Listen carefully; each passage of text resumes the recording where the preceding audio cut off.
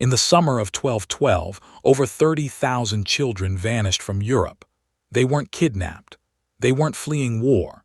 They believed God himself had called them to reclaim Jerusalem. Most of them never came home.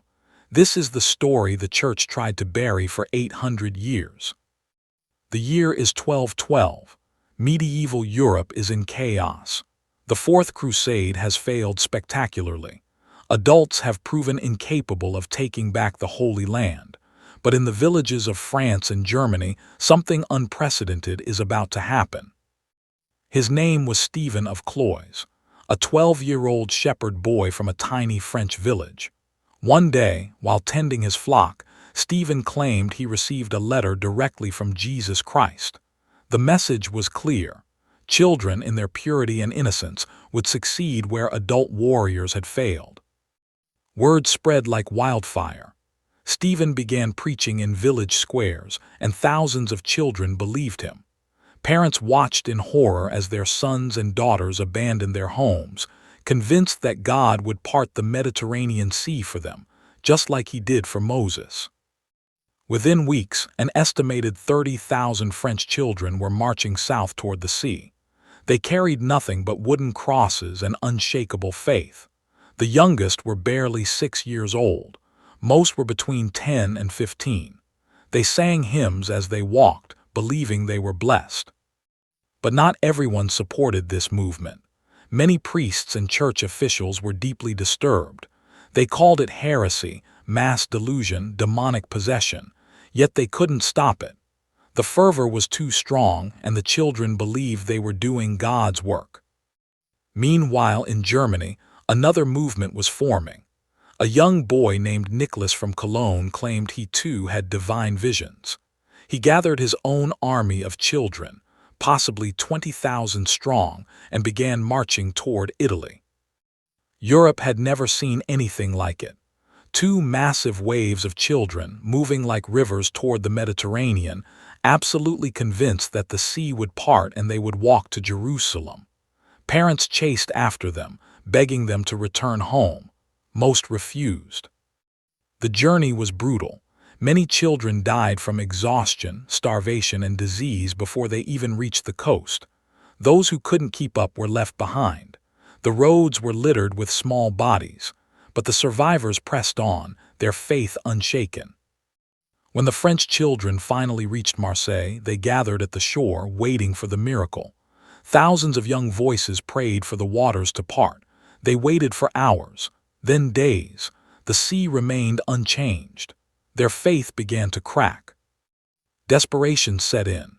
They were hundreds of miles from home with no food, no money, and no plan. That's when the merchants appeared. 2 men named Hugh the Iron and William the Pig offered to help. They said they'd transport the children to the Holy Land for free, out of Christian charity.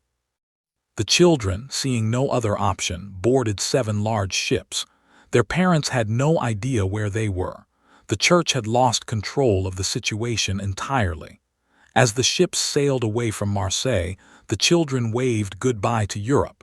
They had no idea what was waiting for them. 2 of the 7 ships never made it.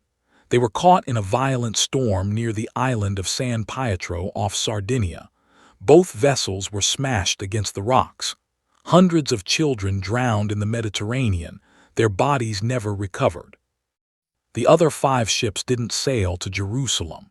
Hugh the Iron and William the Pig were slave traders. They sailed directly to North Africa, to the slave markets of Bougie and Alexandria. The children realized too late that they'd been betrayed. Contemporary accounts describe the horror. Children as young as 6 were sold on auction blocks to the highest bidder. Families were separated. Many were bought by wealthy Muslims and forced into servitude. Some were taken as far as Baghdad and Damascus. A few children were reportedly purchased by the governor of Alexandria, who was so impressed by their faith that he treated them well. But most weren't so lucky. They disappeared into history, absorbed into households across the Islamic world, never to see their families again. Back in Europe, parents waited for news that never came. Months passed, then years. Slowly, the horrifying truth began to emerge. A handful of survivors eventually made it back to Europe and told their stories. The reactions were devastating. The Catholic Church scrambled to control the narrative. Some chronicles were altered, others were destroyed. The Church wanted to distance itself from what had happened, even though many clergy had initially encouraged the children or done nothing to stop them. For 18 years, the story remained suppressed. Then in 1230, Pope Gregory IX finally ordered an investigation. What they discovered was damning. Hugh the Iron and William the Pig had been working with corrupt officials. Some sources even suggested church authorities knew about the plan. The Pope ordered a chapel built on San Pietro Island, where the ships had wrecked, to commemorate the children who drowned. It was called the Church of the New Innocents, but this memorial did little to ease the guilt or bring justice. Medieval chroniclers struggled with how to record these events. Some called it a tragic misunderstanding. Others called it divine punishment for Europe's sins. A few brave writers called it exactly what it was: the exploitation and destruction of innocent children. The German group led by Nicholas fared little better. When they reached the Alps, many turned back, unable to cross the mountains. Those who made it to Italy found that the sea didn't part for them either.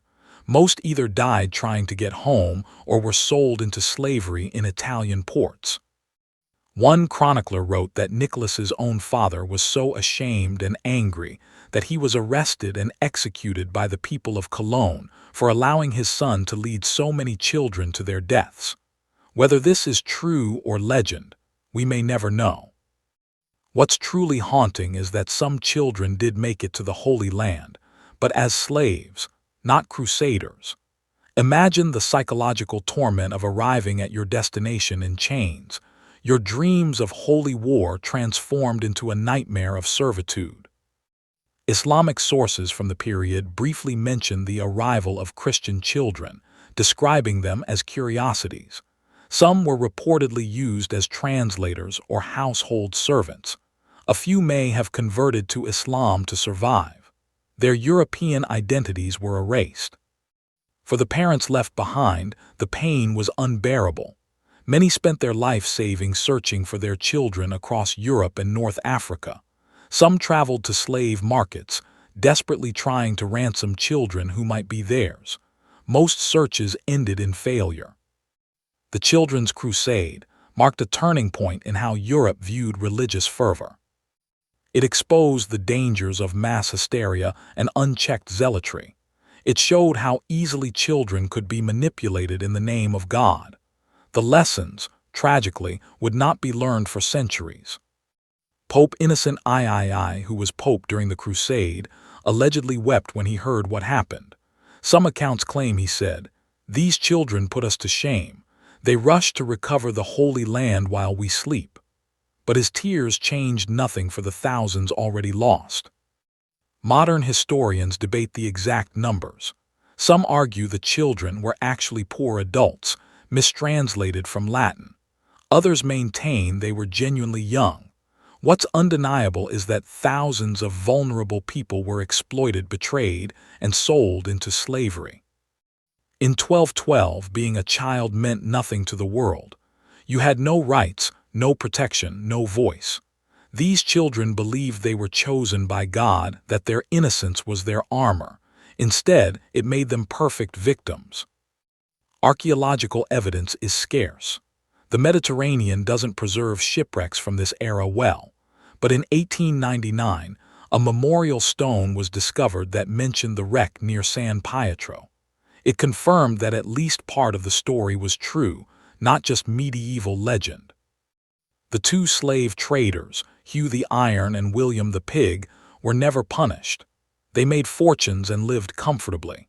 Medieval justice had no mechanism to prosecute crimes committed against children abroad. Their wealth protected them from consequences. Some children did eventually return home, years or even decades later. Their stories were so traumatic that many refused to speak about what happened. Those who did talk were often not believed. Their accounts seemed too horrible to be true. The Catholic Church eventually tried to reframe the Children's Crusade as a moral lesson about the dangers of false prophets. But privately, many church documents reveal deep shame and complicity. They knew it could have been prevented. In Islamic writings, the children are mentioned with a mix of pity and confusion.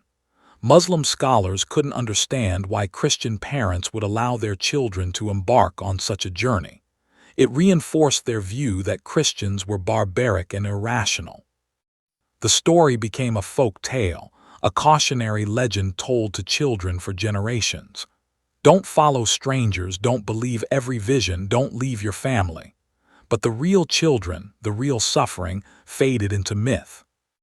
By the 14th century, most Europeans didn't even know it had really happened. It became conflated with other crusades, other disasters. The specific details were lost. The children's names were forgotten. They became anonymous victims of history.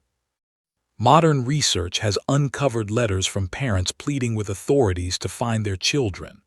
One heartbreaking letter from 1213 describes a mother who walked to Marseille and back 3 times searching for her daughter.